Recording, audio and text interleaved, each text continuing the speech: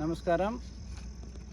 మనం ఇప్పుడు మల్లాపురం మరియు రాయదుర్గం మధ్యలో ఉన్న టిడ్కో ఇండ్ల దగ్గర ఉన్నాము.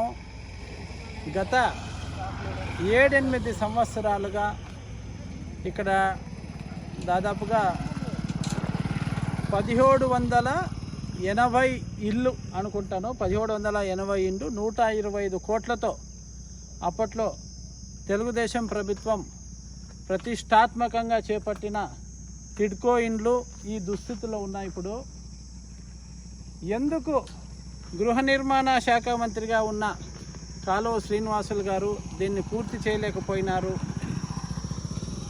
ఓకే, ఆయన ఎందుకో పూర్తి చేయలేకపోయినారు అనుకుందాం. ఆ తర్వాత వచ్చిన వైసీపీ ప్రభుత్వం 5 సంవత్సరాలు ఎందుకు ఈ టిడ్కో ఇళ్ళ నిర్మాణాన్ని పూర్తి చేయలేకుండా పోయింది అంటే, మీ ఉద్దేశము ఈ 1790 మంది ఏమైతే ఇల్లు లేని నిరుపేదలు ఉన్నారో వాళ్ళకి ఇల్లు కట్టించి మేము ఉద్దేశమా, లేకపోతే రాజకీయ నాయకుల జేబులు నింపడం మీ ఉద్దేశమా? ఈ హౌస్ కన్స్ట్రక్షన్ కాంట్రాక్టర్స్ జేబులు నింపడం మీ ఉద్దేశమా? నాకు తెలిసి 1791 మంది దగ్గర కూడా మీరు ఎంతో డబ్బులు తీసుకున్నారు.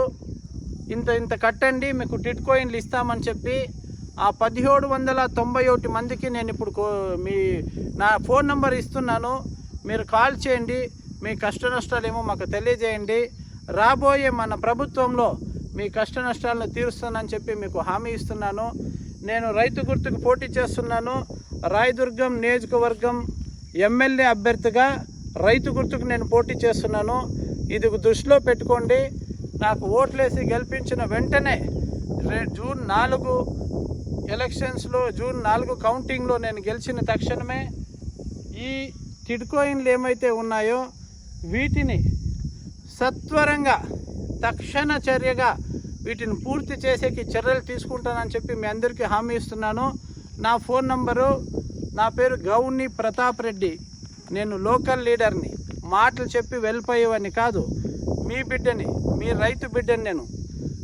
8971444599 89 71 44 45 99 నా నంబరు.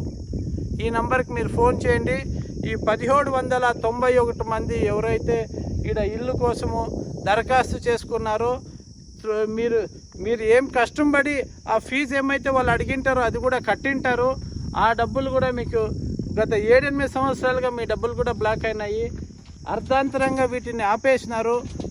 కనీసము కాలువ శ్రీనివాసులు గృహ నిర్మాణ శాఖ మంత్రిగా ఉండి ఆయన ఎన్నో చోట్ల టిడ్కో ఇండ్ల నిర్మాణాలకు శంకుస్థాపన కూడా చేసింటారు. తన సొంత ఇలాకాలో ఎందుకు ఆయన నెగ్లెక్ట్ చేసినాడో నాకైతే అర్థం కావట్లేదు. గృహాలు నిర్మాణం చేసి పేదలకు ఇవ్వాలనే ఉద్దేశమా, లేకపోతే నేను 1791 ఇండ్లు మళ్ళా పూర్తి చేసి ఇస్తానని చెప్పేది మీ ఉద్దేశమా? అంటే మళ్ళా 2019 ఎలక్షన్లో మీరందరూ నా కోసం తిరిగి నన్ను గెలిపించండి అనే ఉద్దేశంతో సగంలోనే ఆపినారా కాలువ శ్రీనివాసులు గారు? లేకపోతే దీన్ని ఎందుకు మీరు పూర్తి చేయలేకపోయారు? సరే, ఆయన పూర్తి చేయలేకపోయారు. ఆ తర్వాత వచ్చిండే వైసీపీ ప్రభుత్వము జగనన్నకి పేరు వస్తే మాత్రమే ప్రాజెక్టులు చేస్తారా, లేకపోతే చేయరా? ఏం టీడీపీ ప్రభుత్వము ఈడు పెట్టిండే 125 కోట్లు ఏం ప్రభుత్వ ధనం కాదా అది? దాన్ని ఎందుకు వేస్ట్గా వదిలేశారని వైసీపీ ప్రభుత్వాన్ని కూడా నేను ఇప్పుడు నిలదీస్తున్నాను. ఈ 1791 మందికి నేను మళ్ళా నా నంబర్ ఇస్తున్నాను. మీ గౌని ప్రతాప్ రెడ్డి, మీ రైతు బిడ్డ, మీ ఎమ్మెల్యే అభ్యర్థి. నా నంబర్ రాసుకోండి, 8971444599. మీరు ఫోన్ చేయండి. నాకు ఈ టిడ్కో ఇండ్లు మీకు ఇస్తామని చెప్పి మిమ్మల్ని మోసం చేసిన నాయకుల గురించి, ఆ తర్వాత వచ్చిన ప్రభుత్వం కానీ మీకు ఏమేమి మాటలు చెప్పింది, వాళ్ళు చెప్పిన విషయాన్ని మనము ప్రజల దృష్టికి తీసుకెళ్ళాలి. 2 ప్రధాన పార్టీలు నెగ్లిజెన్స్ వల్ల ఎంతమంది పేదలు కష్టాల్లో ఉన్నారు అనేది ఈ నియోజకవర్గ ప్రజలందరికీ తెలియాలి. ఈ ఆంధ్రప్రదేశ్ రాష్ట్రం మొత్తం తెలియాలి. కాబట్టి మీరు నాకు ఫోన్ చేయండి, మీ కష్ట నష్టాలు నాకు చెప్పండి. మీ కష్ట నష్టాలు తీర్చే కోసమే మీలో ఒకడిగా, ఈ ఊరి వాడిగా, రాయదుర్గం నియోజకవర్గ వాసిగా మీ పల్లెపల్లి ప్రతాప్ రెడ్డి నేను మీకు మాటిస్తున్నాను. మే 13వ తారీఖున ఏమైతే ఎలక్షన్స్ ఉన్నాయో దాంట్లో మీరు రైతు గుర్తుకు ఓటేసి నన్ను గెలిపించండి.